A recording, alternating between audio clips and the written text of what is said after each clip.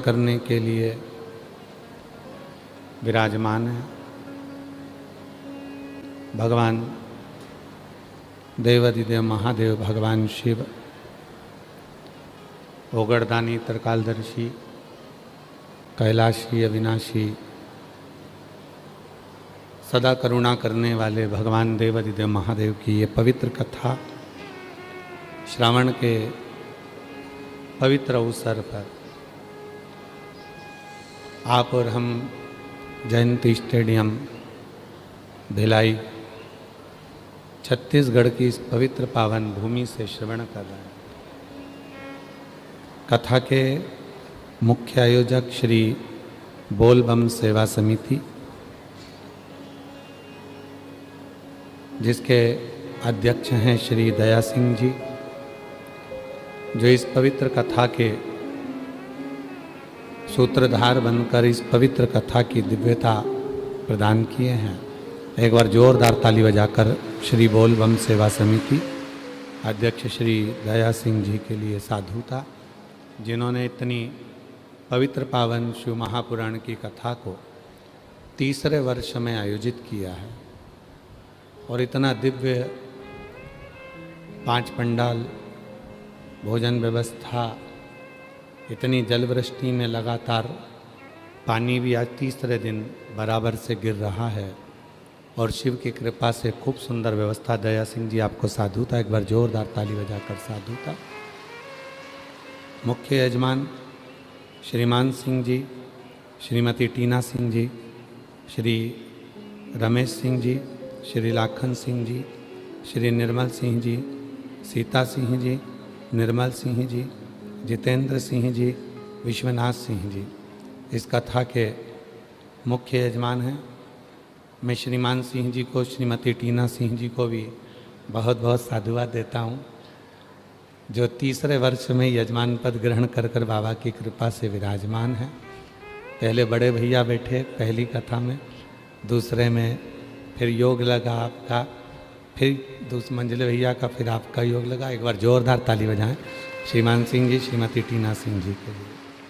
शिव कृपा है और बड़ा सरल परिवार है दया सिंह जी आपका, सब सहजता में है, कोई को दिखावे का क्रम नहीं है और बड़ी आनंदता से आपके परिवार के लोग भी यजमान पद लेकर कथा श्रवण करते हैं। उनके लिए एक बार जोरदार ताली बजाएं साधु।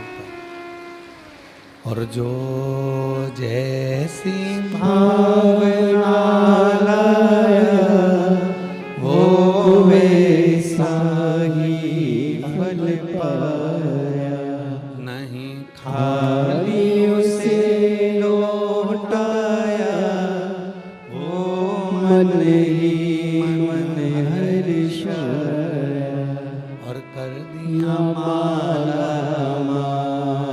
काशी वाले ने, लुटा दिया भंडार काशी वाले ने, लुटा दिया भंडार काशी वाले ने, लुटा दिया भंडार काशी वाले ने, कर दिया काशी वाले लुटा दिया भंडार काशी वाले। संसार में परमात्मा भगवान शिव ओगड़दानी। सेटिंग ठीक है, इसको थोड़ा सा बस बॉयलेन अंदर का और बाहर का तेज कर दो, सेटिंग मत गड़बड़ करना। परमात्मा शिव संसार का कोई भी मानव हो, कौन जाति का है, कौन समाज का है, कौन वर्ण का है, उसके दरवाजे पर वो नहीं देखता। वो तो केवल एक ही चीज देखता है कि इसके मन में भाव कितना, आपकी शुद्ध भक्ति कितनी, आपके हृदय की निर्मलता कितनी, आपके हृदय की सहजता कितनी। और ये सहजता, ये निर्मलता, ये भक्ति, ये विश्वास हमें शिव के करीब में लेकर जाता। भगवान देवाधिदेव महादेव के करीब में लेकर जाता। जब भरोसा दृढ़ होता है, विश्वास दृढ़ होता है, तब शिव नजदीक होता है। आज दुनिया के लोगों ने शंकर जी को क्या समझकर रखा है कि वो हमारी एटीएम की मशीन है। एटीएम की मशीन जानते हो आप लोग? जम के तो बोलो। हाँ, क्या होता है उसमें से? पैसे निकलते। आज शिव जी को लोगों ने समझ रखा है एटीएम की मशीन है। भगवान के मंदिर में जाएंगे, लोटा भर जल चढ़ाएंगे, उनसे जो चाहो वो पाएंगे। ठीक है? हैं मेरे भोलेनाथ एटीएम की मशीन भी है। जो मांगोगे मिल जाएगा, जितना मांगोगे उतना मिल जाएगा। पर एटीएम की मशीन में एक काम बहुत ज़रूरी है। एटीएम की मशीन पैसा कब देती है? जब तुम्हारा बैंक में बैलेंस होता है। और अगर बैंक में बैलेंस ही नहीं होगा, मान लो बैंक में बैलेंस ही नहीं है, तो पैसा निकलेगा क्या? पड़ोसी के खाते से थोड़ी ना निकल जाएगा कि पड़ोसी का तुम्हारे इसमें ट्रांसफर होके फिर आ जाएगा। ना ना,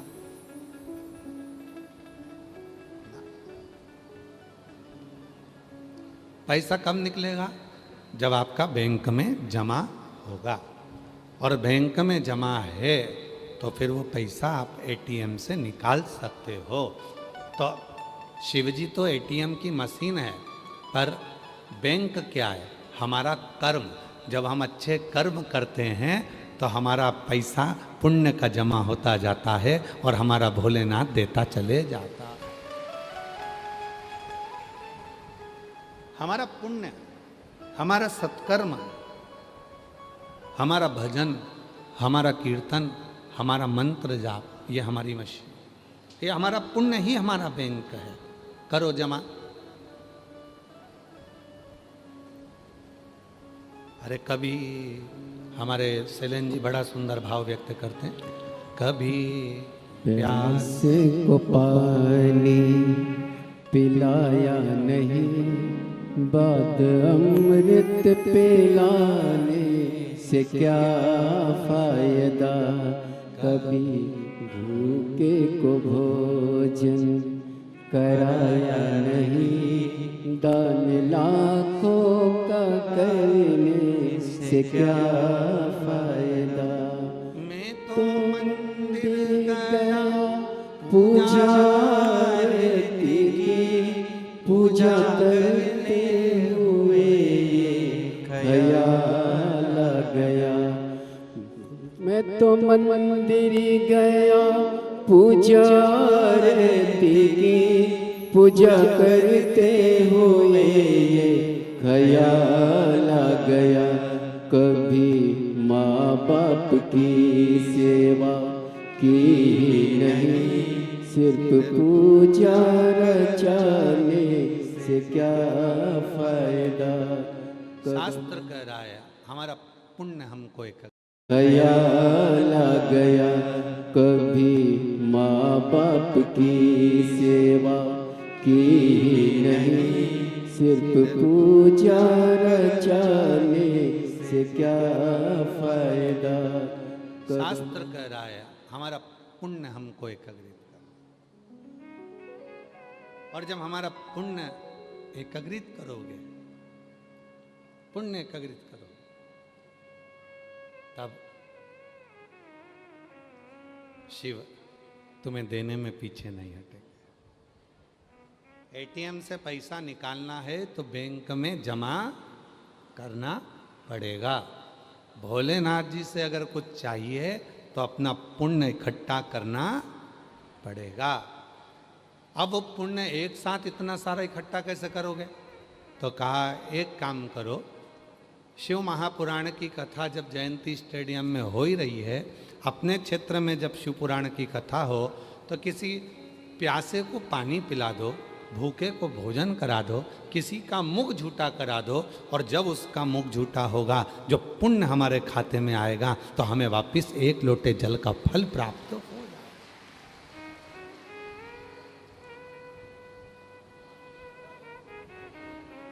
वो पुण्य बहुत जरूरी है, वो सत्कर्म बहुत जरूरी है, उस पुण्य को करना पड़ेगा। कल अपन कथा सुन रहे थे चंचुला देवी की। चंचुला देवी से पूछा माता पार्वती ने कि तूने कौन सा पुण्य करा था जो तू कैलाश धाम पर आ गई, और अगर काशी में भी मरती तो पहले तो भोलेनाथ जी स्वयं कोतवाल जी तेरा निर्णय करते, फिर तू यहाँ पहुँचती, परंतु तेरा तो निर्णय किसी ने नहीं करा, तू डायरेक्ट कैलाश आ गई। तूने कौन सा पुण्य करा था? तो चंचुला देवी कहती है, एक संत ने मुझे एक लोटा जल दिया था और कहा था शिवालय में जाकर डालती रही। मैं डालती रही, मैं इसलिए डाल रही थी कि मेरे पति को प्रेत योनि से मुक्ति मिल जाए, पर पति की प्रेत योनि से मुक्ति मिल जाए ये तो समझ में नहीं आया, और मेरे मंदिर आते आते मेरे प्राण पाँव फिसल गया, मेरे प्राण चले गए, और मैं तुम्हारे पास में आ गई। कहा, पार्वती जी मुस्कुराकर बोली, शिव मार्ग बताते हैं, तेरे पति के प्राण इतने सरल नहीं थे प्रेत योनि से छूटना, उसके लिए तू यहाँ आई है, और यहाँ बैठकर जब कैलाश में शिव पुराण की कथा श्रवण करेगी तब तेरा पति प्रेत योनि से मुक्त होगा। ये मार्ग शिव ने ही बताया, शंकर ने ही बताया, ये मार्ग कोई दूसरा नहीं बताया। ये मार्ग बताए हैं भगवान शिव, ये मार्ग बताए हैं भगवान ओघड़दानी। कौन मार्ग बता सकता है? स्वयं शिव।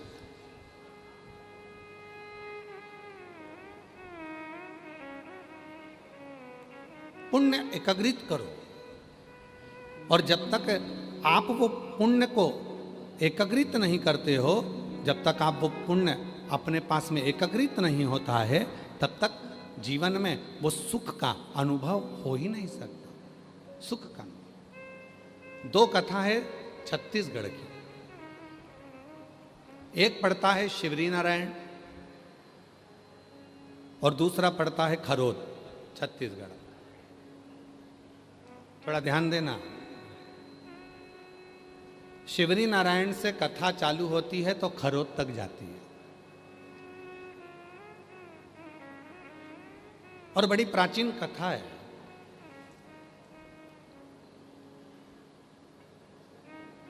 मां शबरी अम्बा की।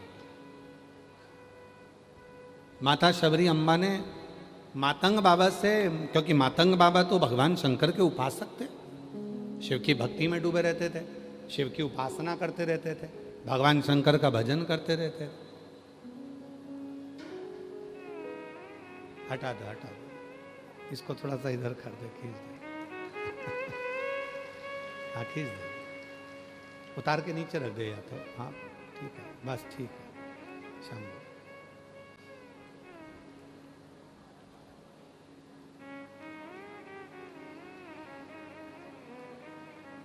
मातंग बाबा, मातंग बाबा तो दिन रात शिव की साधना करते थे, भगवान भोलेनाथ का भजन करते थे, स्मरण करते थे, शिव नाम में डूबे रहते थे, शिव की भक्ति करते थे। रोज माता शबरी अम्बा एक भील की बेटी, जिसके विवाह पक्का हुआ था, और विवाह पक्का हुआ, और विवाह पक्का होने के बाद बारात जब आने वाली थी तो अपने पिता से पूछ लिया था, पिताजी इतने सारे पशु काहे के लिए आए हैं? कहा, बेटी जिसके विवाह पक्का हुआ था, और विवाह पक्का हुआ, और विवाह पक्का होने के बाद बारात जब आने वाली थी तो अपने पिता से पूछ लिया था, पिताजी इतने सारे पशु काहे के लिए आए हैं? कहा, बेटी तुम्हारा बारात आएगी, उस बारात में भोजन बनाने के लिए इन पशुओं को बलि दिया जाएगा, शबरी अम्बा ने उसी रात्रि को विचार कर लिया कि कल मेरी बारात आएगी, उससे पहले मैं छोड़कर चली जाऊं। शबरी अम्बा चली गई और शबरी अम्बा जैसी गई, वन में पहुंची, मातंग बाबा के रोज दर्शन करती है। और दर्शन करने में शबरी अम्बा करती क्या है, रोज मातंग बाबा के लिए एक डलिया में कुछ फूल, कुछ बेर और कुछ फूल की पंखड़ियां रख देती, बुआरी लगा देती है, झाड़ू, और वहीं से मातंग बाबा रोज शिव जी के लिए एक लोटा जल लेकर जाते। काशी की कथा किस किसने सुनी, अभी आई थी इससे पहले, सुनी आप लोगों ने?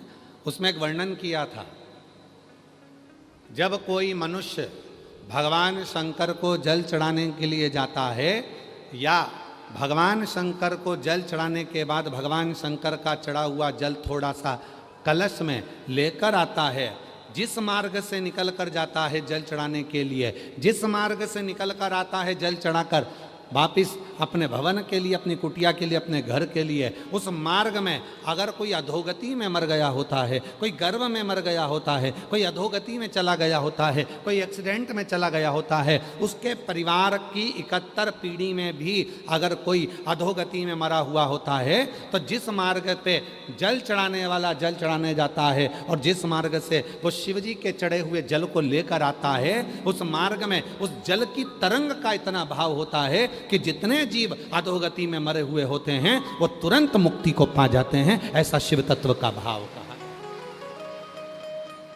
तुरंत मुक्ति को पा